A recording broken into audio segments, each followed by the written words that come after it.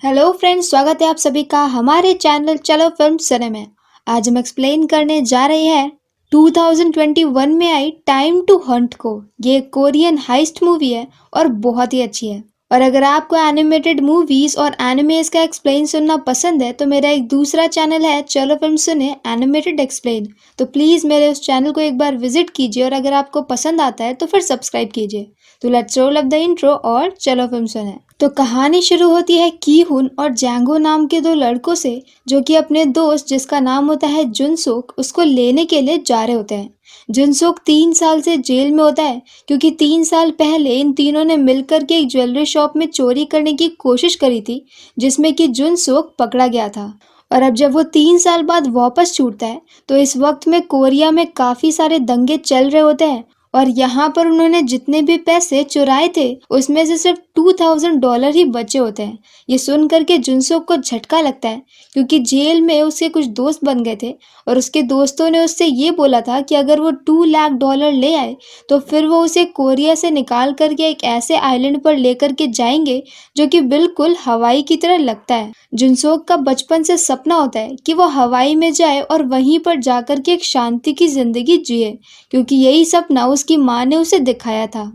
पर अब उनके सारे सपने टूट गए होते हैं और अब यहाँ से जुनसोक अपनी शॉप पे जाता है जहाँ पर उसकी माँ की फोटो लगी होती है। इस शॉप की हालत भी अब काफ़ी ज़्यादा खराब हो गई थी क्योंकि यहाँ पर भी दंगे और प्रोटेस्ट दोनों ही चल रहे थे। तो अब यहाँ से ये तीनों गैम्बलिंग हाउस में जाते हैं जहाँ पर बहुत सारे गैम्बलिंग वाले गेम चल रहे होते हैं। यहाँ पर जुनसोक नोटिस करता है कि एक जगह पे बहुत सारे पैसे रखे जा रहे थे और इसके बाद वो यहाँ पर एक लड़के से मिलता है जिसका नाम होता है सांसू। सांसू को जुनसोक ने कुछ पैसे दिए थे और अब उसे अपने पैसे वापस चाहिए। पर इस दंगे में सांसू की हालत भी खराब होती है और उसके पास पैसे नहीं होते हैं।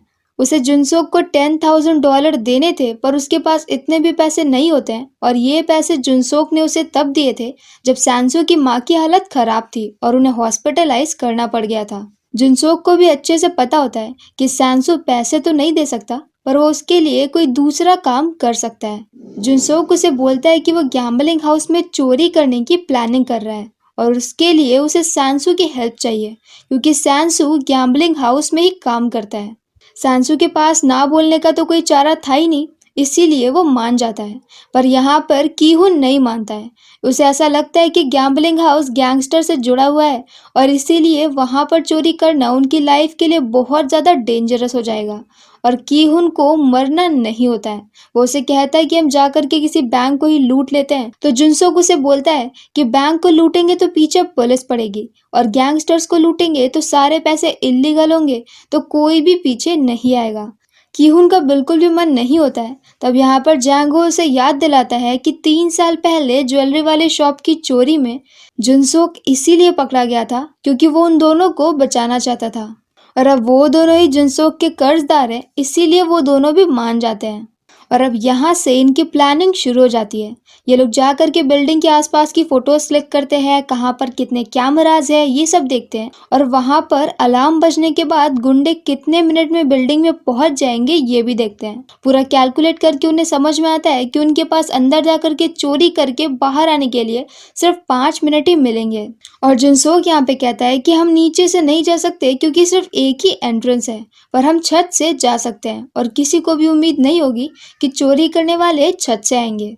और अब यहाँ पर क्योंकि वो लोग एक डार्क जगह पर चोरी करने के लिए जा रहे थे तो उन्हें बहुत सारी गन्स की ज़रूरत पड़ती। तो जुनसोक यहाँ पर एक ऐसे आदमी के पास जाता है जो ऐसे गन्स को सप्लाई करता है और वो आदमी जुनसोक को बहुत सारी गन्स दे देता है। उस आदमी को नहीं पता होता है कि ये लोग गैम्बलिंग हाउस में चोरी करने वाले हैं। अब नेक्स्ट सीन में यहाँ पर चोरी की रात आ जाती है और ये सभी लोग चोरी करने छत के रास्ते से नीचे चले जाते हैं। यहाँ पर पहले तो जुनसोक थोड़ा डर रहा होता है पर बाद में वो दरवाजे को तोड़ करके अंदर जाते हैं और हर किसी को गन पॉइंट पर ले लेते हैं।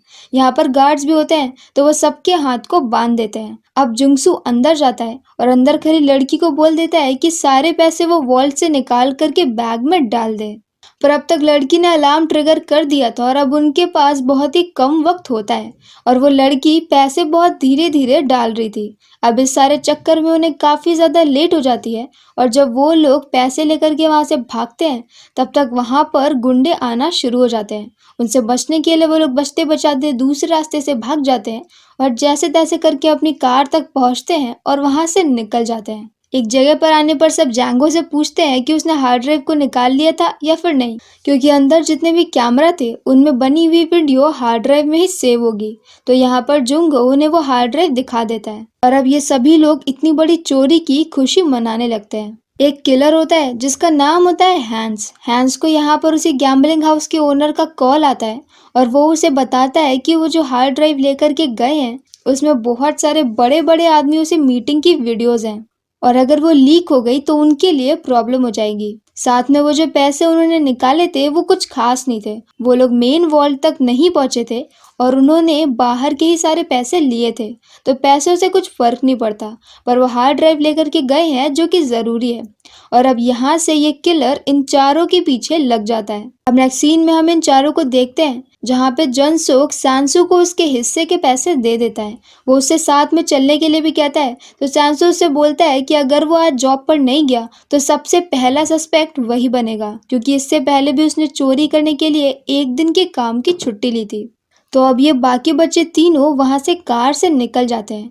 यहाँ से निकल के ये लोग कीहुन के घर पे जाते हैं, क्योंकि इनमें से कीहुन ही ऐसा होता है जिसकी एक फैमिली होती है। बाकी जैंग हो और जंसोक ये दोनों ही अनाथ होते हैं। यहाँ इनका प्लान होता है कि एक दिन यहाँ पर रुकने के बाद ये लोग नेक्स्ट मॉर्निंग बोट से उसी आइलैंड की तरफ निकल जाएंगे। अब दूसरी तरफ हम यहाँ पर हैंस द किलर को देखते हैं जो कि उसी गनमैन के पास जाता है जिन्होंने उन लोगों को गन दी थी। यहाँ पर वो उससे कई बार पूछता है कि उसने 4 लोगों को गन दी थी या फिर नहीं, पर वो आदमी उसे साफ साफ कुछ भी बताने से मना कर देता है। तो अब हैंस यहाँ पर उसके आदमियों को मार देता है और उसे भी मारने वाला होता है। तो यहाँ पर डरते डरते वो गनमैन जंसोक को कॉल करता है और जंसोक भी कॉल उठा लेता है। जंसोक उसे ये भी बता देता है बातों बातों में कि इस वक्त वो कहाँ पर है और अब उनकी लोकेशन पता चलने के बाद हैंस यहाँ पर उसे गनमैन को मार देता है और वहां से निकल जाता है। पर अब जंसोक को कुछ शक हो जाता है तो वो जल्दी ही अपने दोस्तों को लेकर के वहां से एक होटल की तरफ निकल जाता है। और अब नेक्स्ट सीन में हम लोग सैंसू को देखते हैं जो कि वापस से अपनी जॉब पर चला गया होता है। यहाँ पर सभी वेटर्स को बुलाया जा रहा था क्योंकि सबको वेटर्स के ऊपर शक होता है। सैंसू समझ जाता है कि अब तो उसकी लग जाएगी, तो वो वॉशरूम जाने के बहाने वहां से निकल जाता है और वहां से भागकर वो उसी शॉप पर आता है जहां पर उसके पैसों का कट रखा होता है।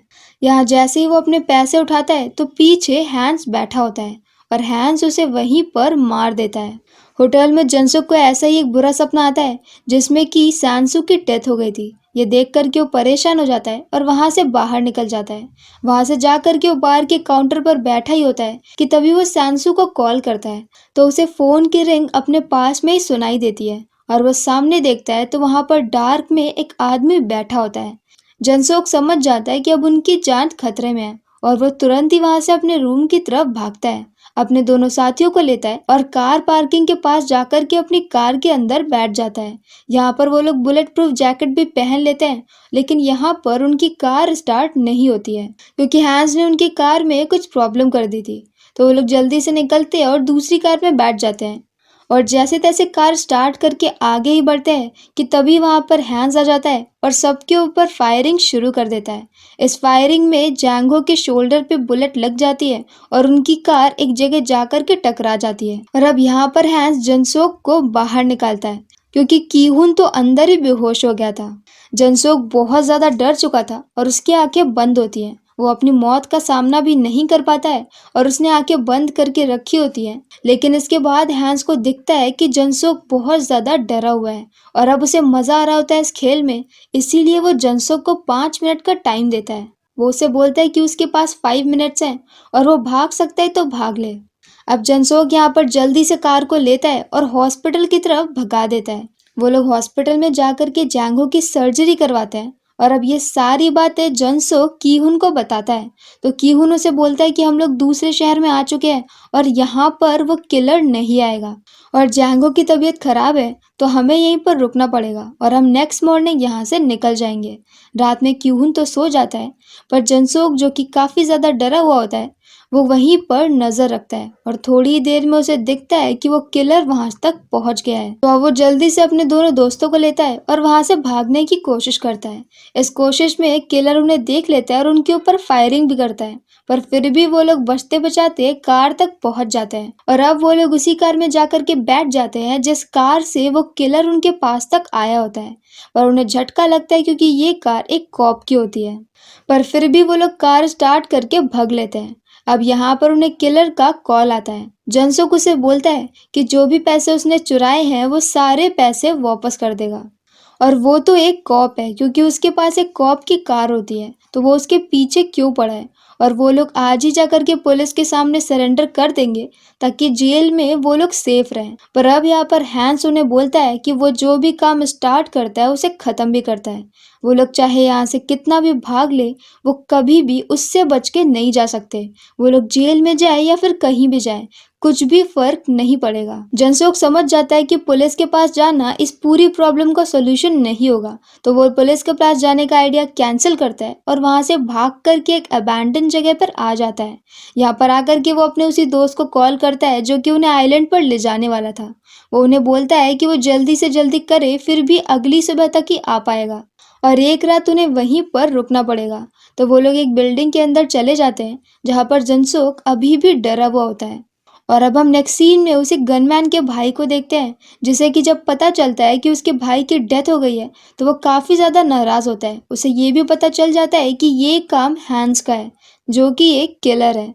तो अब यहाँ से वो अपने सभी साथियों के साथ हैंस के पीछे लग जाता है क्योंकि वो अपने भाई की मौत का बदला लेना चाहता है और अपने हाथों से हैंस को मारना चाहता है। दूसरी तरफ कीहुन को यहाँ पर एक बुरा सपना आता है और उसे ऐसा लगता है कि उसकी फैमिली किसी प्रॉब्लम में है, तो वो जल्दी से अपनी माँ को कॉल करता है और यहाँ पर सच में उसकी फैमिली को पकड़ के रखा गया होता है।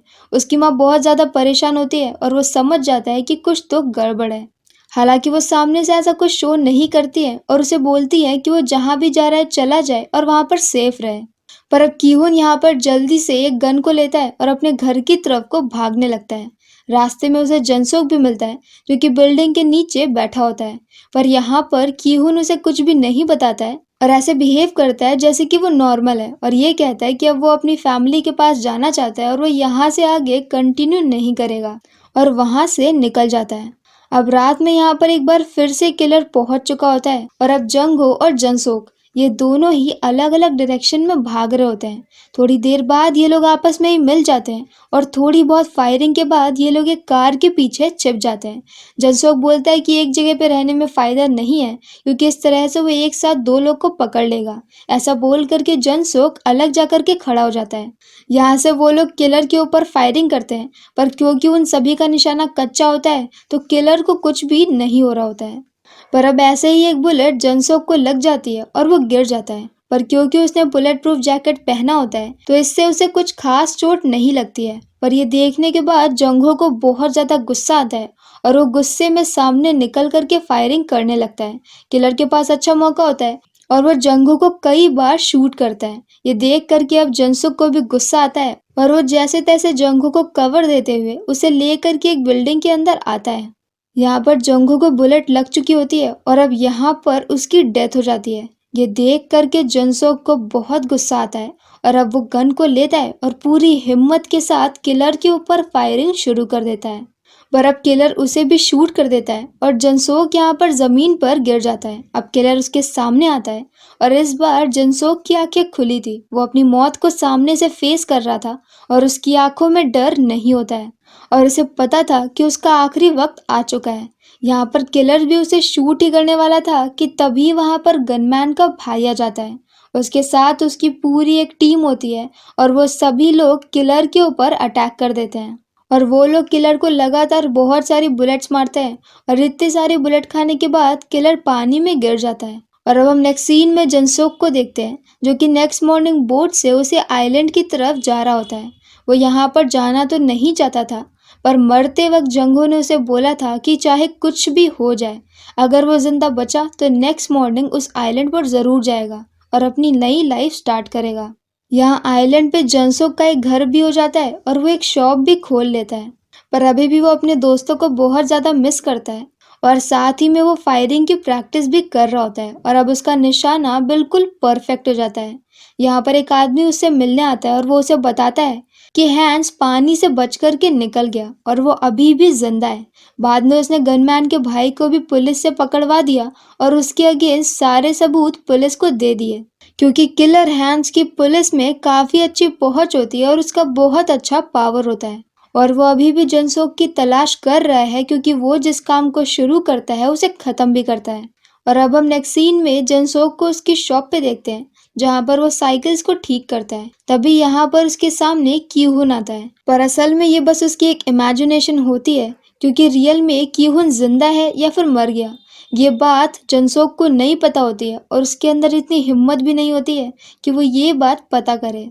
और अब वो यहाँ से अपनी गन को लेता है और दोबारा से बोट के ऊपर बैठकर उसी जगह पर जाने लगता है जहाँ से सब कुछ शुरू हुआ था, क्योंकि उसे पता था कि वो कभी भी हैंस से भाग नहीं पाएगा और उसे दोबारा से हैंस को फेस करना पड़ेगा और साथ में अपने दोस्तों की मौत का बदला भी लेना होगा।